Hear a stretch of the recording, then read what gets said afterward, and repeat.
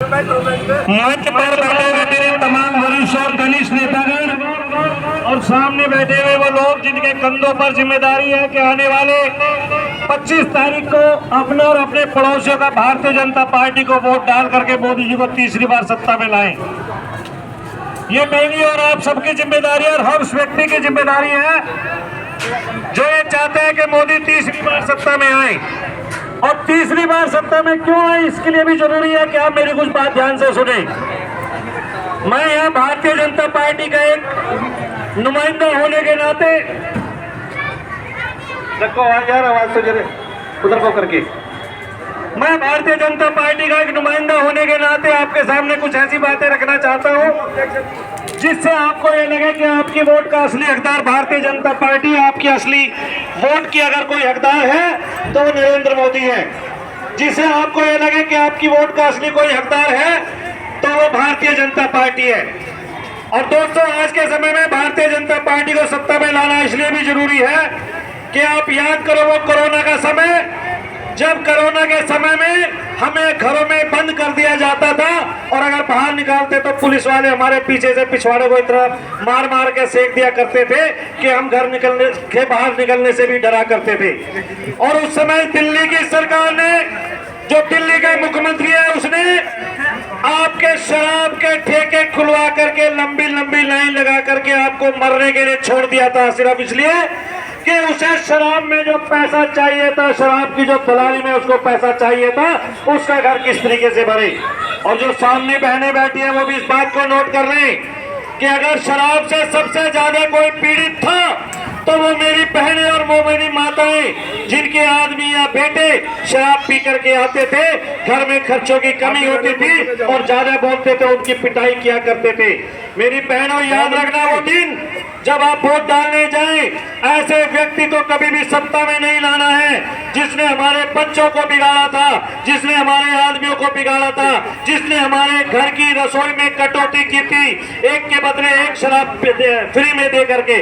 और दोस्तों, क्या आप वो भूल जाएंगे कि जब इस व्यक्ति ने थोड़ी थोड़ी दूरी के ऊपर शराब की दुकानें खुलवा दी थी, जो ये कहा करता था कि मैं कोई भी फैसला लूंगा तो क्षेत्र की जनता से पूछ करके फैसला लूंगा, जो ये कहा करता था कि मेरा हर फैसला जनता से पूछ करके लिया जाएगा, तो मैं पूछना चाहता हूं दिल्ली के मुखिया कि क्या तूने जब शराब की दुकान खोली थी, क्या तू दिल्ली के लोगों से पूछा था? क्या जब तुमने शराब की वो गुलाबी रंग की दुकानें खोली थी जिसमें मेरी महिलाओं को आपने शराब के नशे में डुबाने का काम किया, 30% उन शराब की दुकानों के ऊपर कम रेट पर शराब की बोतलें मिला करती थी। और उसका ये हुआ कि किसी आदमी ने जो शराब पीता था उसने अपनी घरवाली से कहा, जा उस गुलाबी रंग के ठेके से शराब की बोतल लेकर के आ।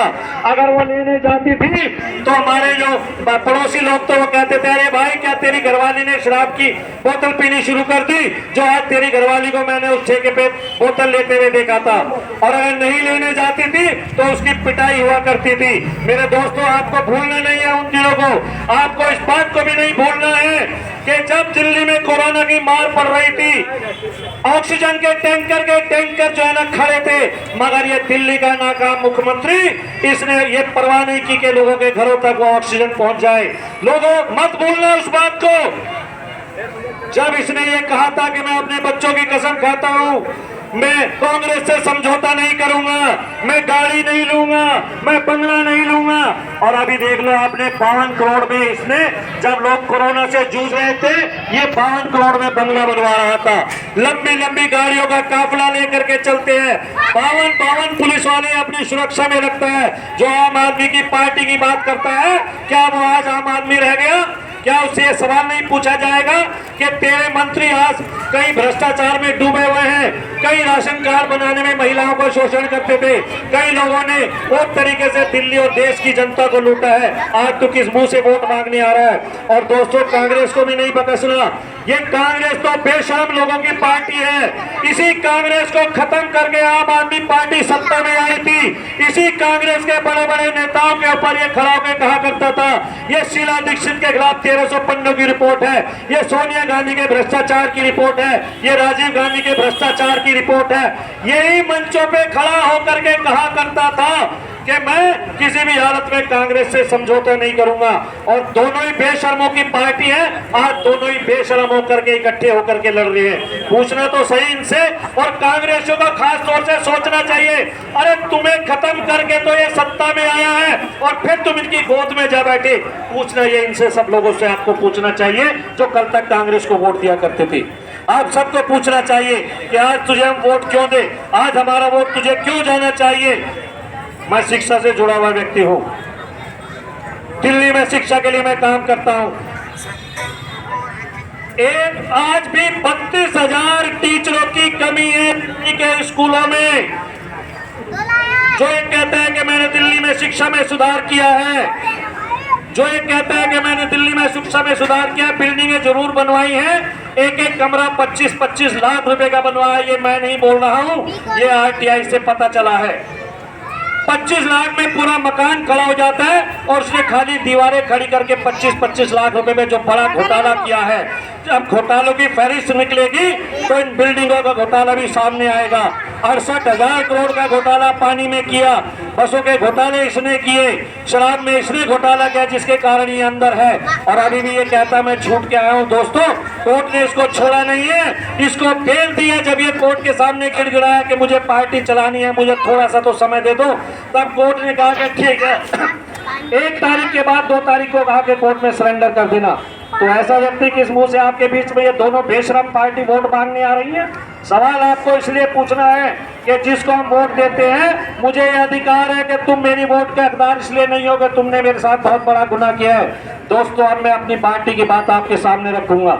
मैं उस भारतीय जनता पार्टी की बात आपके सामने रखूंगा कि पिछले 10 सालों में एक भी घोटाला मुख्यमंत्री मोदी और उसकी किसी मंत्री के ऊपर आपको देखने को नहीं मिला होगा।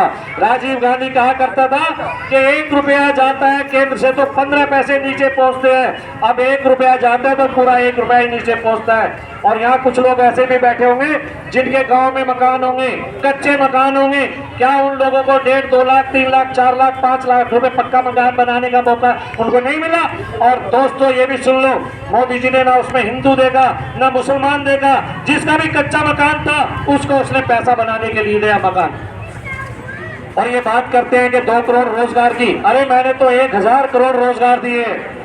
14 करोड़ लैट्रिन बनाई, उनको बनवाने में कितने लोगों को रोजगार मिला होगा? घर में एक लैट्रिन बनवाने के लिए खड़े जाओ, प्लम्बर अलग आएगा, ईंट बनाने वाला अलग आएगा, चढ़ाने वाला अलग आएगा, रेते वाला अलग आएगा, सीमेंट वाला अलग आएगा, पानी के पाइप वाला अलग आएगा, लैट्रिन की सीट वाला अलग आएगा। कितने लोगों को रोजगार मिलता है उससे? जब 14 करोड़ शौचालय पूरे देश में बने हैं तो कितने लोगों को रोजगार मिला हुआ उससे? 35 किलोमीटर रोड सड़कें बन रही हैं, उन सड़कों को बनाने में कितने लोगों को रोजगार मिला होगा? दिल्ली से लेकर हिंदुस्तान के किसी भी कोने में चले जाओ, बिजली के खंभे लगे हैं, तार खींचे हैं, बिजली पहुंची है, वो भी आदमियों ने पहुंचाई है, उसमें भी लोगों को रोजगार मिला है। तो ये जो आज आप देख रहे हैं, अगर आप ये मान के चलते हैं कि खाली रोजगार सरकारी नौकरी है तो उसका मेरे पास कोई जवाब नहीं है। मेरे दोस्तों, ये वोट आपका बहुत कीमती है।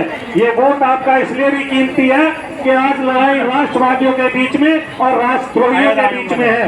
मैं आज इस बारे में आपके सामने नहीं जाना चाहता कि आपने 370 खत्म कर दिया। मैं ये भी नहीं बताना चाहता कि 500 साल की लड़ाई जो हमारी राम मंदिर की थी वो हमने खत्म कर दी।